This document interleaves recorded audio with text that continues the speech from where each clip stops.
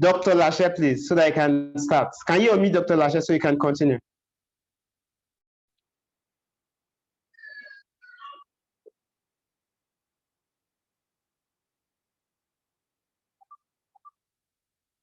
Okay. Can you unmute? Okay. Yes, I think yeah, Okay, I'm thank you. unmuted Go now. ahead.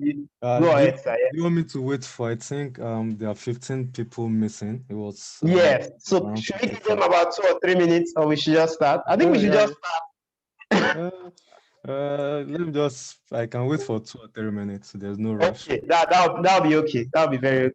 Yeah, but the problem is I've lost the questions in the previous chat, so I don't know if someone wrote the questions down or if people want to ask them again. Okay, I think we should allow them to type it again. Yeah, I think Please, so. those of you that type questions, can you just type the questions again, so that you can just answer the questions? So please type your questions in again. Those of you that typed question in the previous chat, type it again so that Dr. Lashe can answer your questions. Yeah, Thank while we are waiting, I just want to reassure that this is a very nice initiative by Check as usual. Even though we had something somewhat similar when I was in medical school, it's definitely not on the scale at which it is happening now. So I would like to implore you to take advantage of this opportunity, not just myself, also with the access you have with Dr. Barbarin, sir. And Check has been, which I still said recently, Check has been very influential in especially my medical school performance. And I'm sure Dr. Barbarin, sir, can remember quite well. So I've seen a couple of questions, which is good. And at the moment, I'm actually still brainstorming on the best way to hold this session. I have a couple of slides, but I don't know if I should start with the question first or freestyle, rather than just project my slides, which I will do eventually. So maybe I'll start with a few questions, and because I just think questions make it more interactive and more practical than me just displaying slides. So the first says, I've checked myself and I've come to discover that I do not have a reason or drive for medical school, and I am somebody who needs a reason to do things. What do I do about it? And the person, this you. for Yeah. clarity. Yes. Yeah. And if I'm being honest with you, what I've found out over years is this is quite a common problem. So you are not the only one who figures out they do not have drive. And we sort of know the reason for this, but there's no point of dwelling on the reason for why that happens. Rather, I'll concentrate on how we can potentially solve this. And I'll give you an example with myself. So I wouldn't emphatically say that I had the drive for medicine early on. I had the drive for academics and knowledge as a whole, yes, but I would not say medicine in particular. In fact, my drive for medicine did not start until I went to one of the outreaches with C.H.E.C.K, I think. So it was more of the drive for academics that was pushing me into medicine, and medicine was as complex as any academic endeavor can be. But in terms of wanting to be a doctor, understanding what it means to be a doctor, it took me quite a while. So this is why I say it is not common. But one mistake you should not make is people when they notice they do not have drive, they do not allow themselves to. I'm trying not to sound cliche, but they do not allow themselves to fall in love with medicine again. So you have to, and what I mean by that is, for me as an example, I wanted to see what medicine was as its basic level. So it wasn't just medicine being practiced in UCH or medicine being practiced in College of Medicine. I wanted to see medicine being practiced as what medicine should be. That is medicine that helps people. So it was by going for outreaches that I saw how people valued medicine and how medicine can drastically change the life of people.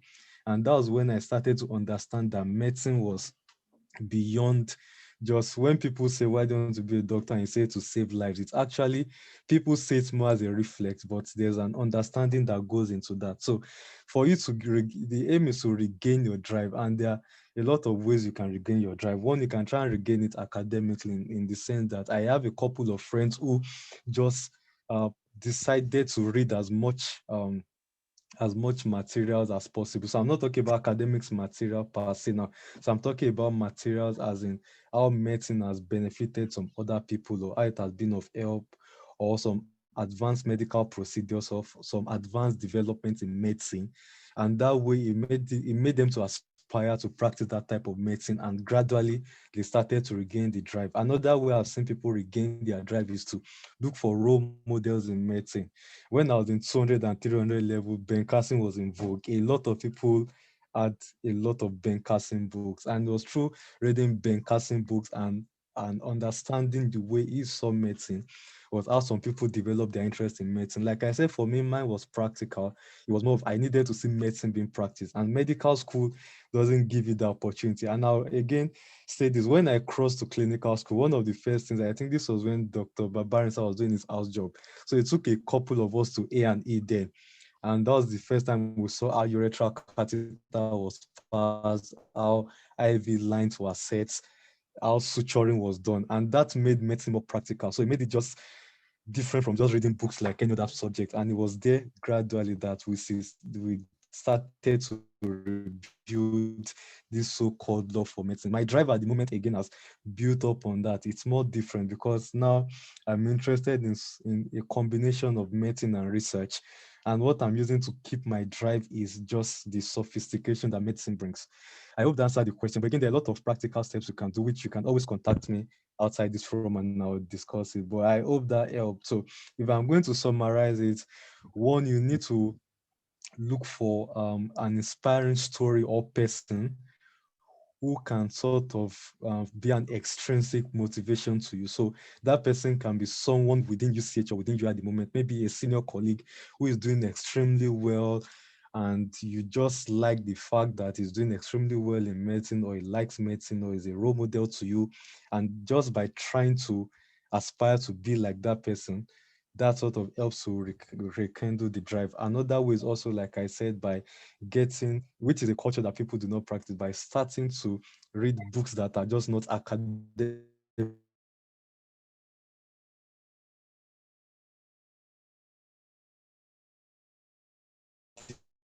So books inspiring how you got into medicine, what it got you, what it got you out of medicine, and may so rest in peace. There's nowhere where you practice medicine at the moment in Nigeria that you will not mention someone like Professor Akinkubi.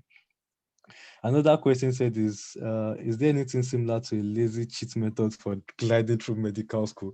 And to be honest, there's no cheat method. There are ways to do things. And I think a lot of medicine is, I'll probably say 55 to 60% of medicine is information. If you have the right information, you will do quite well. If you do not have the right information, you will not do well. It's now knowing where to get this information that matters. And I'll give you a good example. There are times when I think I was preparing for a physiology test. uh this was a physiology test. I think it's in hematology, so hematology physiology.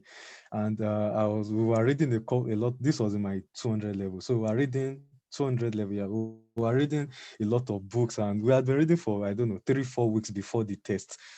And then we went to the exam hall to write the test, but for some reason it was postponed for 1 to 2 hours. So they told us to leave the exam hall, then come back after 1 to 2 hours. So it was while we left the exam hall and I was discussing with a couple of my friends, and then we just got a friend just dropped it and said, "Oh, why don't you read this chapter on blood instead?"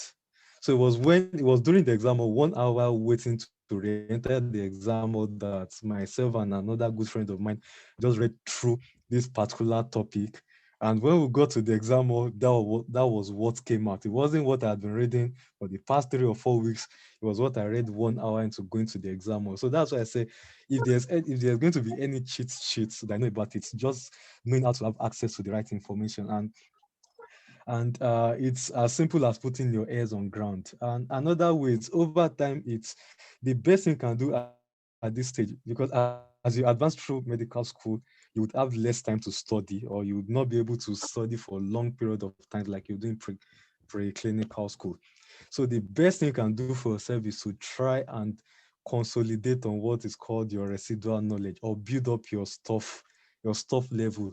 And this is the best time to do it. Anatomy or physiology or biochemistry will be useful all through your medical school. And if you are considering writing exams that will take you out of the country, even outside your medical school, if you do not go through the pain in your 200 and 300 level to read your anatomy, biochemistry, physiology well, you would find out that in your 600 level, you would have to be coming back to read Kate Moore or read last. And it's going to be frustrating at that stage, if I'm being honest with you. But if you do the good work of trying to concentrate as much as possible and read it while your brain is still fresh, I think most of you are like 19 to or 18 to 21-year-olds, which is the best time to read and retain and assimilate. You find it that it's easier for you to build up on this knowledge when you get into surgery. And after the older you get, the more difficult it is to read basic science. And I'm sure Dr. Babaisa will agree with me. It's easier to Yeah, relate to very true. medical stuff because that's what you do. But to read Yes, this artery structures and does this all to be reading pathways, it's more difficult that's the true. when you Yes, advance through medical school. That's why you really want to get this step right. And while there are acts or cheats to do, I would always advocate for you to concentrate more on hard work and building up knowledge in your preclinical school. When you get to clinical school, there are ways to go around most of these things, but these acts or these cheats only work if your foundation is right. If your foundation is not right, the cheats tend to backfire. For example, you might get to, if your foundation is good, you will get to a stage in your medical career that if you do not read for a test or if there are impromptu tests, you would not be scared because you've actually, you have some level of residual knowledge that would at least not make you fail. You might not pass excellently, but you would not fail. But if you get this stage wrong, then that is when you start to panic and do other things. I think there's another question on I read slow, but how do I increase my pace? Again, I think I don't know if you read slower than me, but I consider myself so I have two types of reading speed. When I started, I'm an incredibly slow reader for a lot of reasons. So I'm an incredibly slow reader because I like to digest the information well. I'm incredibly slow because, especially in my preclinical school, I did not used to read a particular book. So I always wanted to read different books just because some books were better at explaining than other books. So I always try to contrast. So while I may spend, for example, while reading histology, I notice it takes me quite a considerable amount of time to finish a chapter. In fact, I say this thing commonly. My flatmate, when I was in 300 level, went through what's the book for embryology? Sadler and Kitmore 5 times. yes. I didn't even get Wow. through any one of them once. So people can read fast, but what you do not want to do is compare yourself with people that read fast. Some people read fast. Some people read fast and they have like a really good brain. They assimilate immediately. Most people that read fast because when they read the first time, they do not assimilate as much. And I've noticed that people that read slowly tend to retain more per unit of reading they do. So people that spend like 3 or 4 days to read tend to maybe retain more within that one time reading than people that read maybe 3 or 4 times. Because objectively, everyone gets almost the same thing when you see the test results come out. It's like a normal curve. I mean, you have some outliers. So it shows that even if you read fast, and you read slow, it's about understanding yourself and know if you read slow, how do you capitalize on your reading? How do you read in such a way that you tell yourself, I only want to read this once and that is all? Because I know I read slow, I cannot afford to reread 2 times or 3 times. So it has to be once and that is it. And I must get as much as I can get. If you read fast, it's always, oh, let me read fast to get the general idea. Then my second reading, I want to understand the intricate details. So it's about knowing yourself. It doesn't mean people that read very fast do better in medical school. It doesn't mean people that read slowly do better in medical school. It's about understanding yourself and knowing what works for you. And I can understand the pressure that I said that because medical school is going so fast, it's worse in pathology and pharmacology. My very first pathology class, within 2 hours, they covered 47 pages of Robbins and Coltrane. And I was like, there's no way I'm going to read this. I read maximum of 5 pages per day. Even that was at full reading. I understand that, but this is also where, so what I did to sort of buffer the fact that I was slow in reading is while I'm going at my own pace, I have friends who I have discussions with. So I have friends who read fast, I have friends who read slow. So that what I do is by the time I discuss with these friends, they've gone ahead of me. They sort of just give me a general knowledge so that when I'm reading slowly, or by the time I get to what they are discussing, it's not going to be new to me. So that accelerates my reading a bit because it's not new stuff. I've already heard that, oh, this is what they read, this is what they think. And there's nothing that makes people happy than come and teach me because it makes them feel special. And I always say, I do not care who you are. If I want you to teach me, I'll tell you to teach me. Like, teach me this. Teaching me this doesn't mean I don't know it, but sometimes by you teaching me, you know it better. And it also allows me to learn things that I did not learn or I ease off. Similarly, the only way you know you've retained an information is if you can teach somebody who doesn't know that.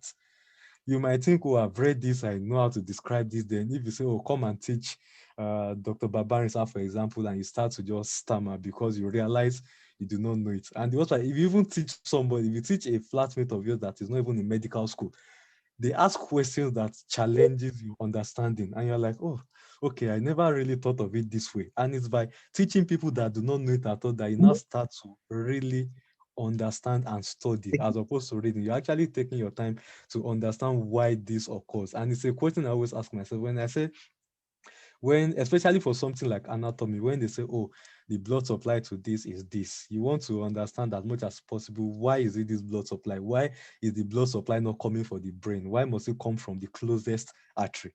And by going through these facts and trying to logically, because biology is also logic, biochemistry is logic, medicine is logic. By trying to state this to yourself, then you build on your understanding. And once you understand the reason for something, once you understand the concepts, it's difficult to forget, or it takes you longer to forget.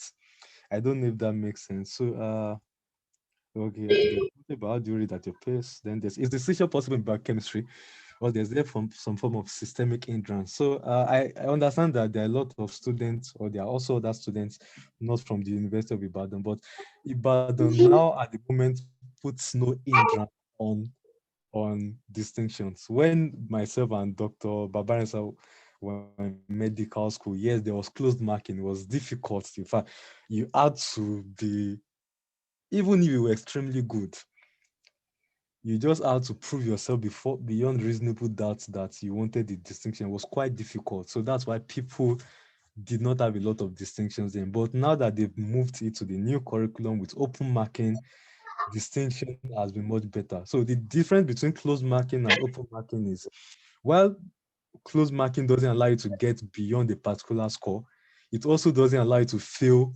beyond a particular score. But open marking, you can get as high as possible. You can get 100, but you can also get 0 over 100. With closed marking, it's difficult to get 0 over 100. But open marking, you can get 0, you can get 100. So this system is good in that it now rewards effort or excellence. So if you do well, you can get a distinction. But distinction, obviously, like anything in medical school and in life, doesn't really come cheap. You have to be strategic and plan about it. You are not given distinction. Like no one will just come and dash you. You have to work hard, and working hard pays. The advantage of this now is, I think, with the new curriculum, you do not have to go through a viva to get your distinction. So if you get your distinction outrightly by passing your test and getting your exam, you would be given the distinction. Unlike in old curriculum, which I trained with, even if you get a distinction mark, you still have to do a distinction viva. And that, you can see where the problem is. So that is, so I think it's easier now to get a distinction than it was several years ago. So that is answer the question, even in biochemistry. And I think biochemistry is, if I'm going to, honestly, preclinical distinctions are easier than clinical distinctions. Preclinical distinction is where you can clear distinctions. In clinical school, it gets more difficult because it's just a more complicated subject and it's very subjective. Preclinical is more objective. There's a book, you read the book, there's a question, you answer the question, and you get your marks. But for clinical school, you have to factor in that most of your exams deal with personal interview. It depends on whether the examiner is lenient or whether it's very strict, he or she is very strict. So you have to understand that. So definitely distinction in any subject is possible. Do not limit your mindset, but it takes a lot of work. And this is where this saying I like goes in place. It's easier for you to get a distinction if you have a group of people that you are like-minded with. It's more difficult if you want to go alone and say, oh, I want to read and get distinctions all through. It's easier if you say, oh, we have 5 or 6 group of people, all of us want at least a distinction from the University of Ibadan. Let's come together and form a learning group where we'll consolidate on each other's strengths. For example, someone might be naturally good in anatomy, another person might be naturally good in physiology or biochemistry. If you guys form a group together, obviously you will rub on rub on each other, and you continue. It's about the motivation. You continuously motivate yourself, and it was what was happening. My anatomy test in 200 level, I had group of friends where, well, my group of friends were one of the guys that are scoring top scores. I didn't get top scores initially, like I wasn't the one leading the scores per se. So, but when I see that, oh, the friend that I studied together with, or my flatmates, or a very close friend of mine was the one that got the ice in the test, it is just very promising and motivational that, oh, because we studied together, you can also do it, and speak to them. And another practice I do is whoever gets the highest in a test, especially if it's way I go to meet them and say, oh, how did you do this? What did you do? Just so that I learn. It obviously means that I'm doing something wrong if I'm not scoring as high a mark as they are scoring. So do not develop this wing or pride that makes you not be able to go to your classmates and ask for help, or ask them for, oh, how did you study for respiratory tests? You got a really high score. How did you study? Which books did you read? How did you understand it? So that next time this test comes up, you would not make the same mistake. So which is better, high yield, condensed, or normal? So thanks for the question. Again, I think ultimately what I want your task to be is that you need to understand yourself well. And I'll give you an example. So I'll contrast between myself and my flatmates, both of who, for all intents and purposes, did well in the medical school. Some people are good at learning complex things first, then they learn the basics, while others are good at learning basics first, then they learn the complex stuff. So I belong to the other category, and I always know that I prefer learning the simple things first, then I build up to the complex things. My flatmate prefers learning the complex things first, then it breaks down to the basics. So there's really no like no black and white answer. You just need to know which one works for you first. If you are the kind of person that retains the name of syndromes and knows the Latin names of arteries and all the biochemical pathways, and you can draw all the structures offhand, then that might be your strength. You might work on that first and then gradually understand the basic. If you are the person that needs to understand the overall picture first, you need to know, oh, there's an artery. The artery supplies the pancreatic artery. Oh, later I will learn the name of the artery. Or there are two veins. This vein is bigger than this vein. Later I will know which one is the big vein and which one is the small vein. So it differs on which style you want on which style you want to. For example, my favorite anatomy book was Last. A lot of people use Kitmo. I used Last and I combined it with Netta's Atlas. So people look for different textbooks for different reasons. I did not say because all my classmates, I had Kitmo too, but I didn't say because all my classmates were reading Kitmo, I had to read Kitmo. I looked for a book that I thought I was that Send the I link to. I looked for a book that I sort of had a rapport with, for lack of a better word, that I understood the way the book was written and the book was meant for me. Another example is lot for physiology. I initially started with Ganong, but over time I changed to Sebulingam, even though I say add Ganong. And the reason why I changed to Sebulingam is because I realized that Sebulingam allowed me to read things in a very organized way. I felt Ganong was allowing me to get interested in physiology. In fact, Ganong was what made me to like physiology. But it will be difficult for you to write Ganong's stuff in a very organized way, because Ganong itself is not really organized. It's written almost in a prose format.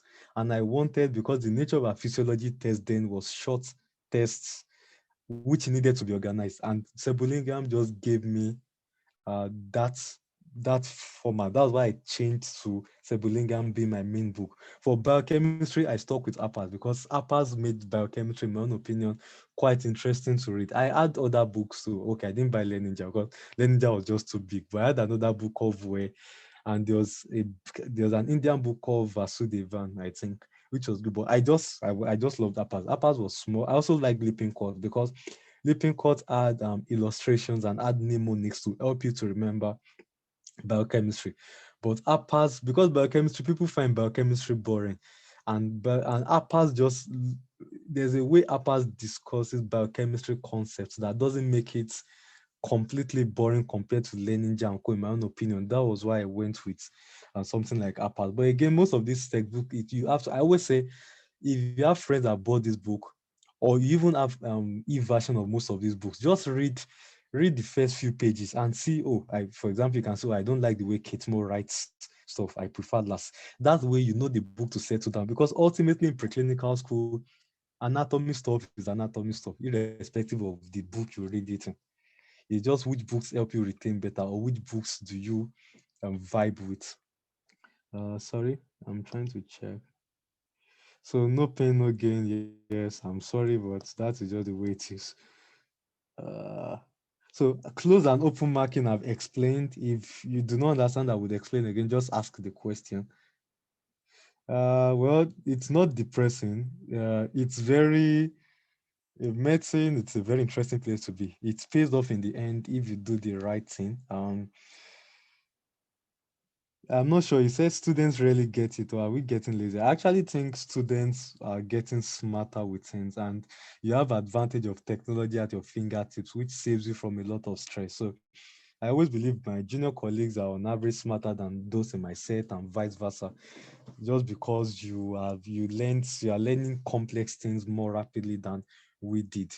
I can't see any questions, so I'm going to try and share my slide. If you have any question at any point in time, you should talk. So I'm going to talk about a very unpopular opinion, which is, while at this initial stage, all you've heard from a long time, maybe all through secondary school until 100 level, is that you should. Sorry, let me see if I can share my screen. Yes, I think I can. So while all you've heard is that you should focus on. Can you see my screen? Please put in the chat box if you can. I actually can't even see the chat box again. Or you can just talk, because I can't see the chat box again. Can anyone see my screen? So you can Can see your unmute and screen. talk. Go on. Okay, thank you. So this is a terminology from actually GS 102. I believe philosophy and logic, which is something that's always just clicked to my mind, which just means it's a clean slate. And I want you to consider this. You have as much as possible complete control over how you turn out in medical school. But while what you are looking for at the moment is medical school, or how to get a distinction, or in some people's cases, how to be the best graduating student, etc., I do not want you to be myopic in your vision. The world has moved beyond just this. So I don't want you to get to a point when you get to your 600 level and you have as many distinctions as you want, or you've passed as many tests as you want, then you realize that you are not fully prepared for what the world is going to throw at your feet when you leave medical school, which I think Kola Wale Olanrewaju mentioned earlier when he was saying people in their 600 level do not even know how to make a CV, or even when they make a CV, they do not have a good CV to start with. These are not things that you should be hearing for the first time when you get to your 600 level.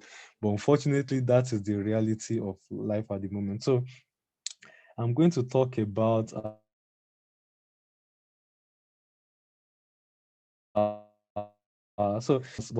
this is something I've been speaking about for quite a while. It came out in 2016 or 20, sorry, between 2016 and 2018 in one of the CMD Omni magazine called The Five Spokes of Excellence. And I'm going to summarize. So this is what I think. Again, I'm not trying to be giving 5 this or 6 this or 7 that, but this is what I think a good guide should be in determining whether you'll be an excellent person. And how do we define an excellent student? Is an excellent student is someone that at the end of your medical school, you will be able to compete with anyone in the world, not just any medical doctor in the world, anyone. It doesn't matter whether it's computer engineering or electrical engineering, you would be at the same level in terms of intellect and in terms of personal development.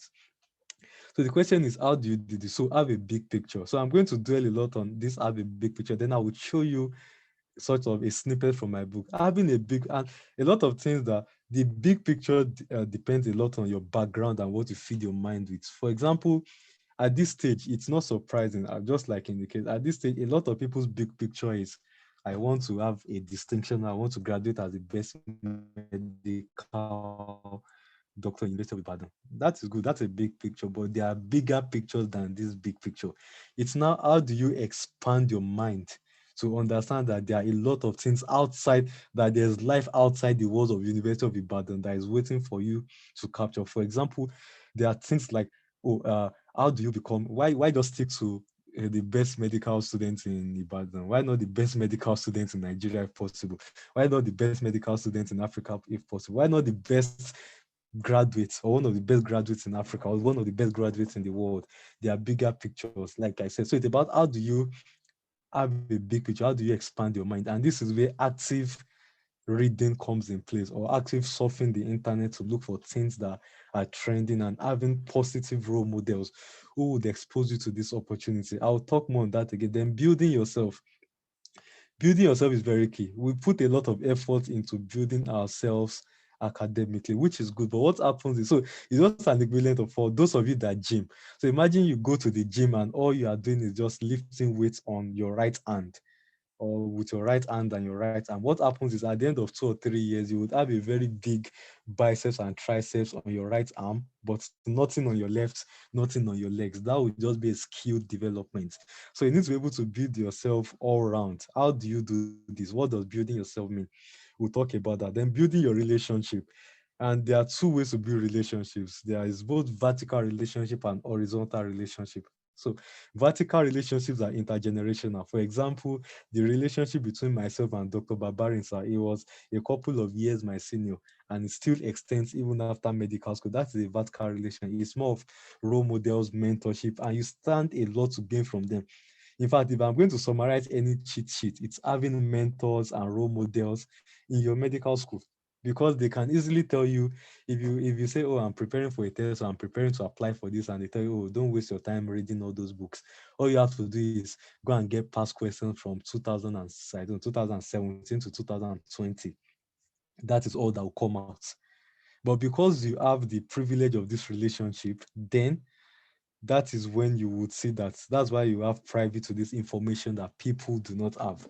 Horizontal relationships are relationships between your peers, and this is quite critical. Some people they just know where to get stuff from. They know where to get information from. They know what is, for example, let's talk about scholarship, which is quite common. Some people know the scholarships, what the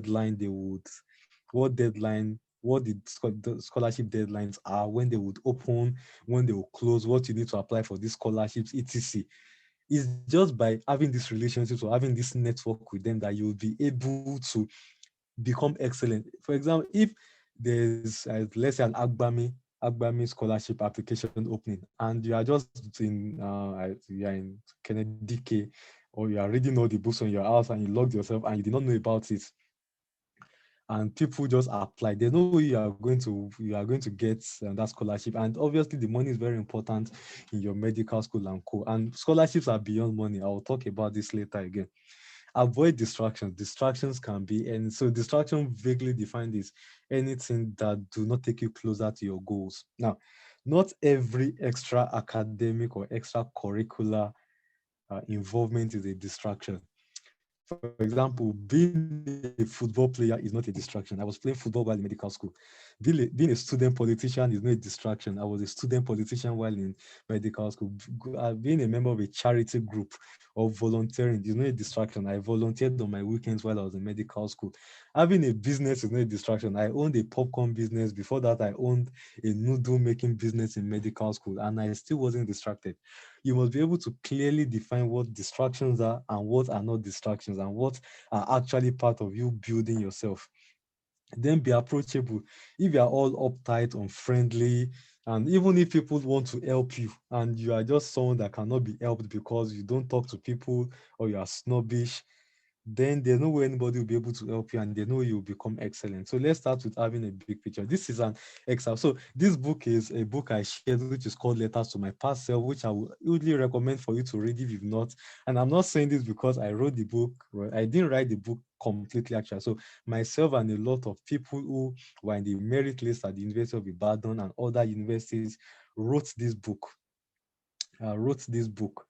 And that's why it's a book I've read myself personally 3 times. I've still read it this year because I gain a lot from this book, and I hope you can see what it's showing. So this is saying, for example, that about having a difficult picture, and this might resonate with a lot of people. You say it's difficult to get yourself back up when things go wrong, and things do go wrong in medical school. I cannot tell you how many times things will end up going wrong, and things going wrong means, for example, You prepared so hard for a test, you are hoping to get 80 or 90 or 70, but for some reason you get a 51 or you get a 50. Things like that happen. How do you deal with it?